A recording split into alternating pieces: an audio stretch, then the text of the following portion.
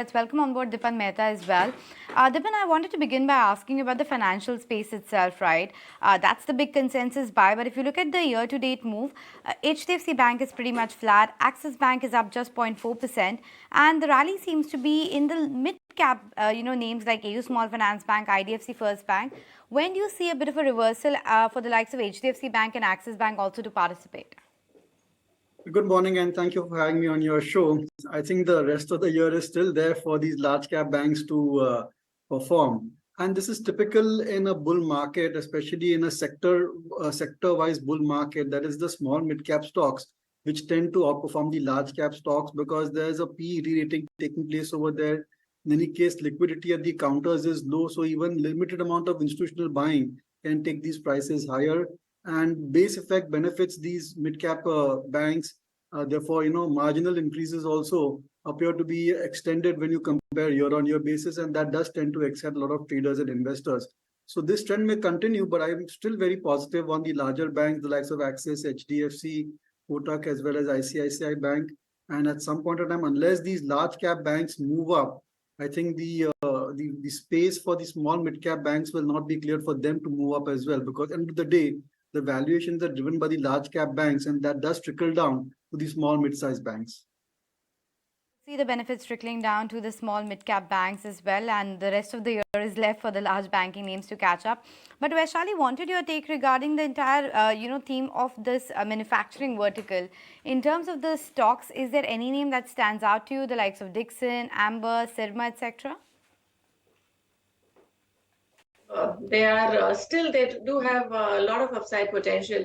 For example, I'm tracking Amber. I mean, the stock has fallen right from 4,000 levels and we're currently at around 2,000. So I see the stock for a next positional trading target of at least 2,500 to 3,000. So I'm very positive on Amber, and likewise even on Dixon, because these stocks have yet to perform and show good upward move. So I would say these are the stocks to be bought at every decline. Dixon, for now, currently it is at a resistance level. Wait for some retracement to take place at around 3,300 or so. That is the gap filling area. So I would say that that would act as a prominent support level, and that would be an ideal level to be getting into the stock, and look for a target of around 4,000, 4,200. All right, Vaishali, good to have you on board. Thanks so much for joining in. Let's shift gears then. Stocks on the editor's radar. Let's find out what we're talking about today. And we're discussing the power sector and also talking about Interglobe Aviation, or Indigo. What a move, Nikunj, that we've seen in Indigo. In fact, the stock in the last 3 months has gained a solid 28%. It's the top gainer in the Bloomberg World Airline Index. Lots of factors fueling this. Yeah, it's I told you so kind of in stock. It was perhaps 3 months ago, almost like a no-brainer. Yeah. What I think has added to this entire altitude gain in the Indigo stock is first the industry. Yeah. You got GoAir and you got SpiceJet. They both are going through a very turbulent time right now.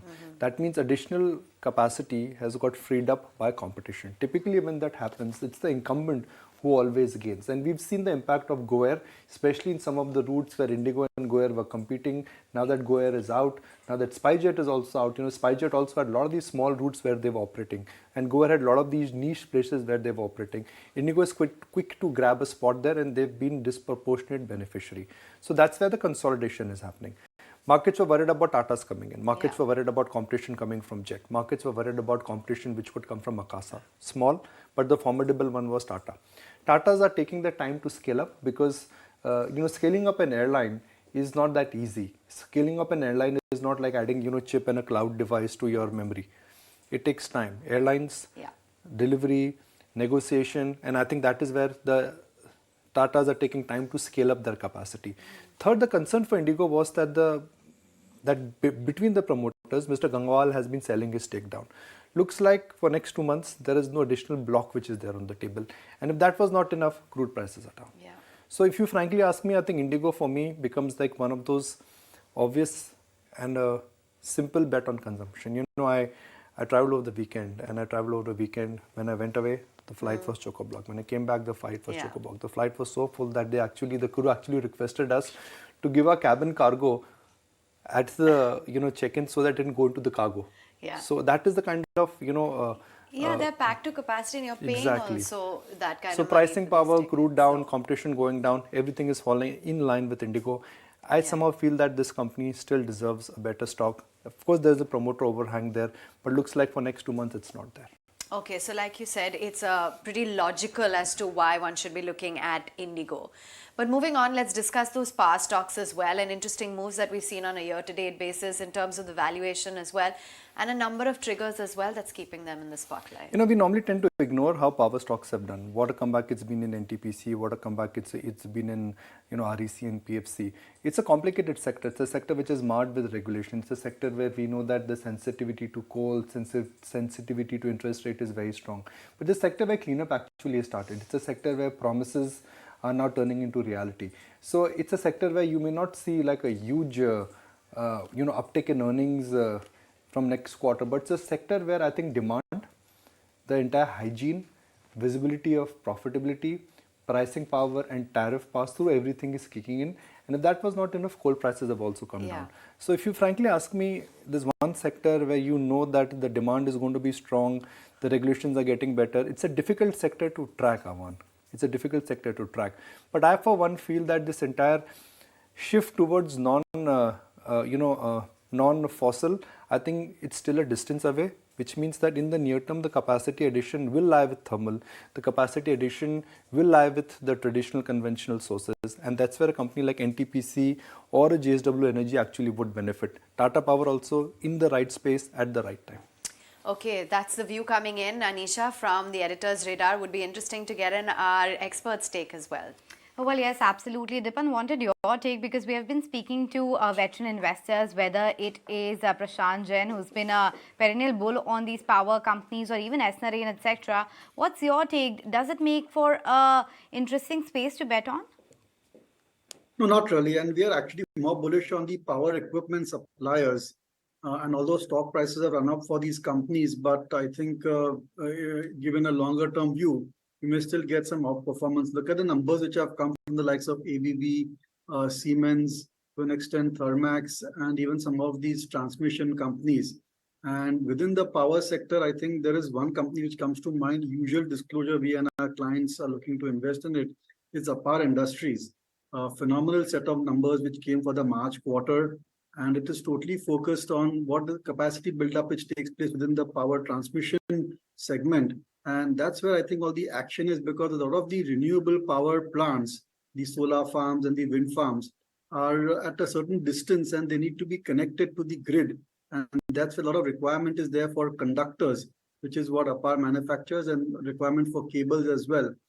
So it's available at a reasonable valuation, very high return on capital employed, and I think a very solid track record as well. So we like the power sector, we like the build-up which is taking place within the power sector, but don't want to buy the utilities over there because of various reasons, poor past track record and very low return on investment. But all the other related activities, especially constructing new power for plants or new renewable energy plants, that's where all the action is, and that's where we like to focus on. Playing the theme through power equipment manufacturers rather than directly through the generators. That's the view coming in from Dipan Mehta. But let's get the view from Sandeep Sabarwal as well, because as usual, he's talking about the defense names like HAL as well as Bharat Electronics, which he's betting big on. Huge, long gestation period of most of their projects. So most of the analysts get excited when the order is announced, but they don't realize that designing process itself will take so long. The execution might start after 3 years and deliveries might be after 5 years for many of these projects which companies like these shipyards are doing, or also a company like Hindustan Aeronautics, etc. are doing. So I think investors need to keep that in mind before buying their stocks, not immediately extrapolate orders into profit projection. And longer term outlook for most of them still seems to be good, but then many of the stocks have run up so much that they seem to be priced for perfection. Among the best listed companies, I think Bharat Electronics came up with decent results. So I think that's something which we have also accumulated and I would be positively inclined towards that because that's where there is some valuation comfort. In terms of the sheer positivity of growth outlook, Hindustan Aeronautics stands out because of the magnitude of orders they've been giving. So that's something one can accumulate on every dip. Dipan, what's been keeping you busy in this market? I mean, are you just enjoying the joyride or you're looking at locking some gains now that we've seen a 10% rally on the Nifty, 15% rally in small cap stocks? Nikunj, I think we are very busy with the earnings season and trying to find new ideas so that we can deploy additional cash. Generally, we'd like to be fully invested in a market like this. I'm not too concerned that the market is added by 10%. I think the next 15-20% is on the cards for the next 6 to 12 months or so. And a lot of the threats to the market have gradually or have dissipated. And eventually, I think we will see very strong liquidity flows. And also, I think fundamentals will hold up and maybe slightly improve as well.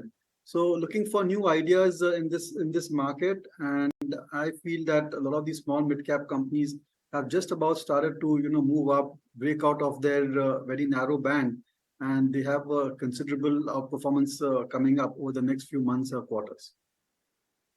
Radar, where you are convinced that it's going to come out of the hibernation.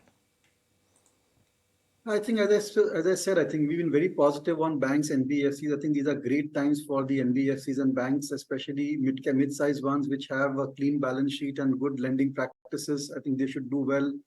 Names which come to mind over here are Cholamandalam in the NBFC space. These are good times for MFIs as well, the likes of Credit Access as well as Pandana Spurti. So that's where, with usually Studio V and our clients are invested.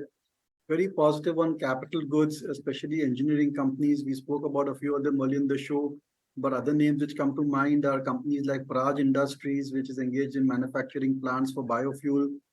Then I think VA Tech Wabag numbers caught our eye. They were exceptionally good. A quality engineering player like ISGEC, ISGEC, ISGEC Engineering also came with a very good set of numbers, very strong order book position. They're benefiting from the upcycle taking place in the capex area. Then travel and tourism, I think, you did speak about Indigo. I think Indigo is looking exceptionally positive at this point of time.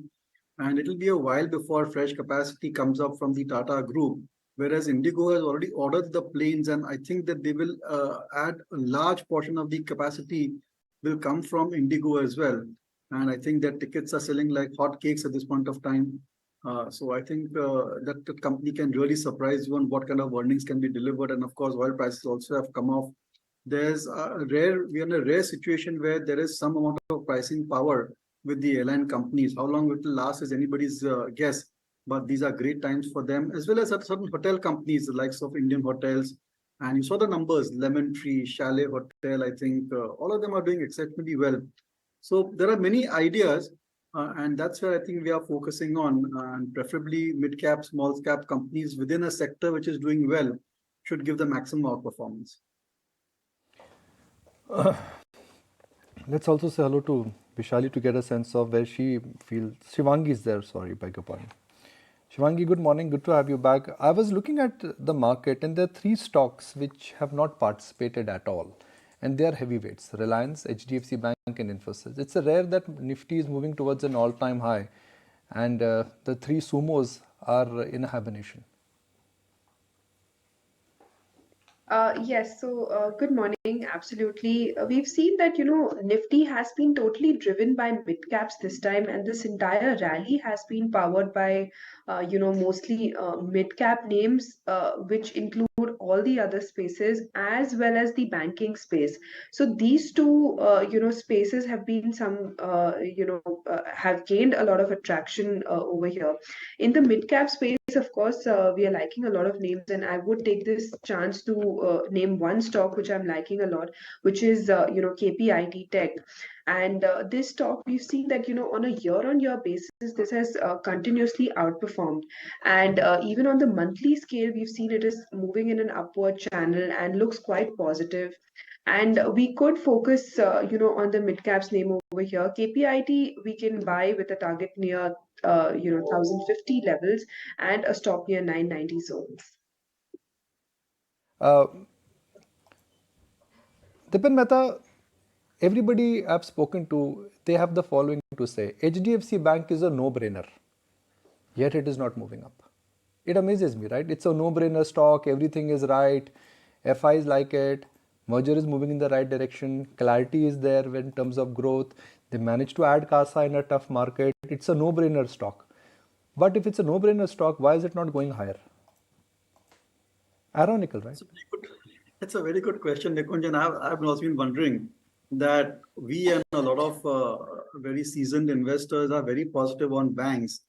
And yet, in a way, I think the banks are not performing to our expectations, especially large cap banks. Maybe the reason for that is over ownership, and we have to accept that banks have been the leadership sector within this particular phase of the market. And to a large extent, the earnings visibility, the kind of NPA cycle that these banks are in, increase for credit demand has attracted a lot of investors. But there's only so much that you can buy in your portfolio. And that is why I think these banks are stuck in this kind of a narrow range. But I think when incremental flows start to come in, especially large FII flows, which we are expecting will come in, I think they'll first go to the large cap banks. And just because they are overowned doesn't mean that you should liquidate your positions in those banks. There are fundamental reasons why the next 3-4 quarters will be exceptionally good. And I've seen this phase for some time.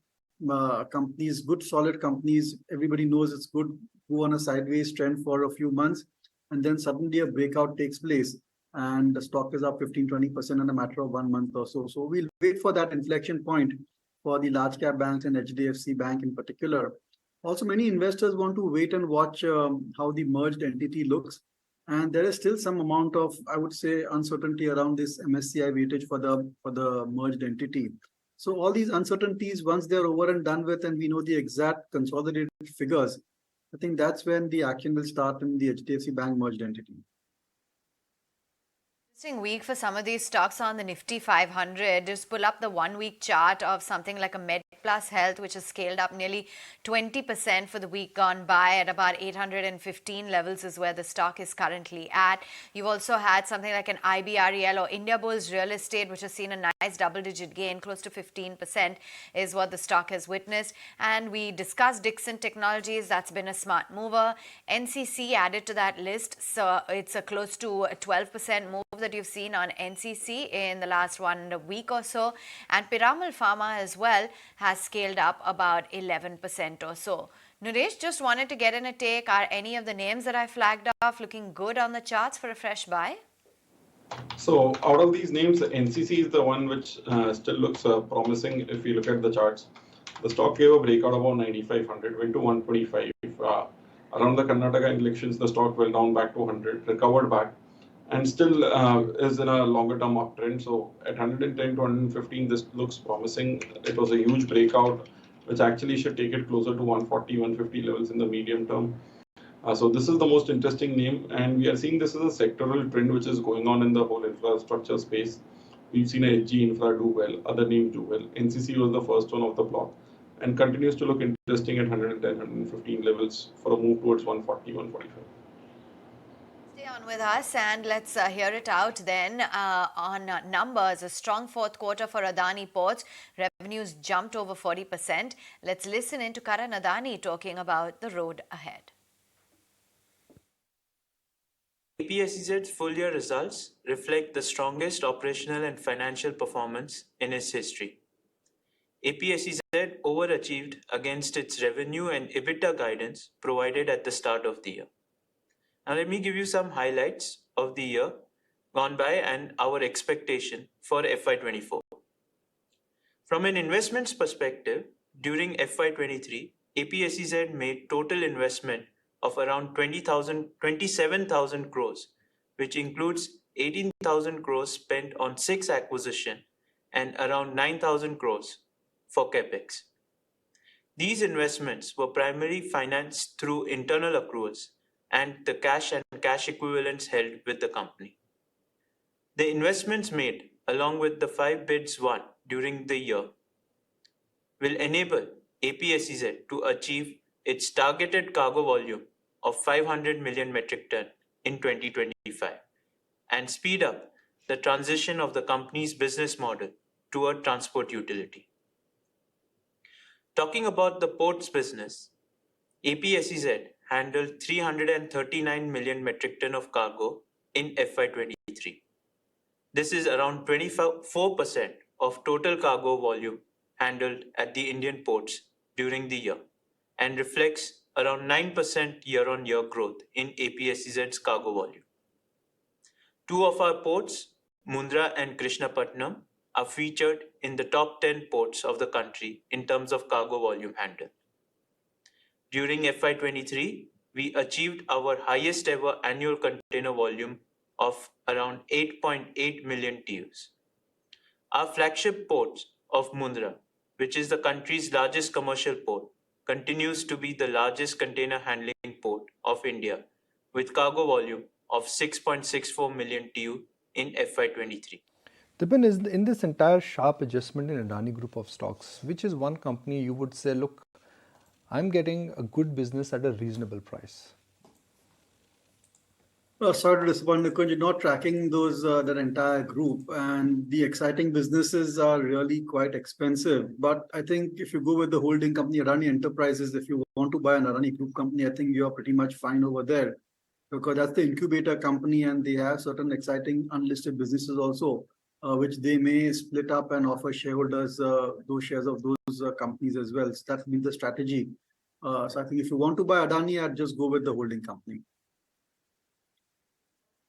MCX. Shivangi, this is one stock we've discussed a lot in last couple of years. Is finally the springtime has started for MCX? Absolutely. So MCX is one such stock which was on my radar as well, and we've seen good amount of short covering move along with longs being built up above its 50 exponential moving average. So definitely it's quite positive, and we could look for 1500 levels on the immediate basis here in this stock with a stop near 1420 levels. I'm tempted to look at RBL, Naresh. Big gainer yesterday. It's one of those stocks when it just gains momentum, it can give you 10-15% move like in 2-3 days. Is RBL looking good for 200, 190? That was my recommendation yesterday. The stock has done well. The stock still looks interesting. So it has given that breakout, a triangle breakout over 160 levels. Now, if you were to look at it in the short term, yes, yesterday's volumes were 2x, 3x the general volumes, breakout done. Then if you look at a little longer term picture, 1 year, the last time the stock gave a breakout was 135, 140. That price got tested in March and the recent bottom was higher at 140. Now, if you go back for the stock pre-COVID, the stock used to trade at almost closer to 300 levels. The stock has corrected, and in say end of 2022, the stock went below March 20 levels. So that is where how the stock has gone through a very bad cycle and has recovered well. Now, this is a survivor stock, and some stocks which survive such an say a big correction going back to March 20 and recovering back, they tend to surprise on the upside. So my view is we go to that 190 mark, which was the high closer to that high was made in 2023 January, and then it could even go beyond that and go back to 250 levels also in the long term. So at current levels also, any dip towards the 160 to 155 mark is still a buy. Shorter term target would be 190. But this could be a surprise in the banking space going forward. And we've seen that what happened with IDFC First Bank.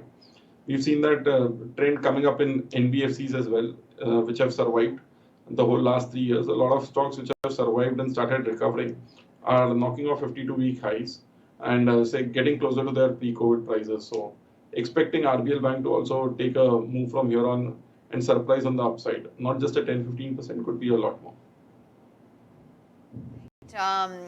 Dipan, we're going to let you go. Thanks so much for taking time out and joining in, sharing with us your outlook on the markets.